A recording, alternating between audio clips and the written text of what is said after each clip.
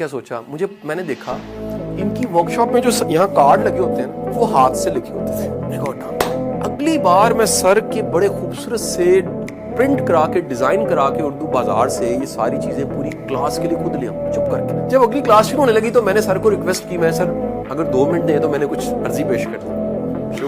باہر کیا, میں نے باکس آگے رکھا, میں کہا سر یہ کیا ہے, میں کہا سر یہ جتنے پارٹیسپینٹس ہیں ان کے نیم کارڈز. کہتے ہیں یار یہ تم نے کیوں کیا؟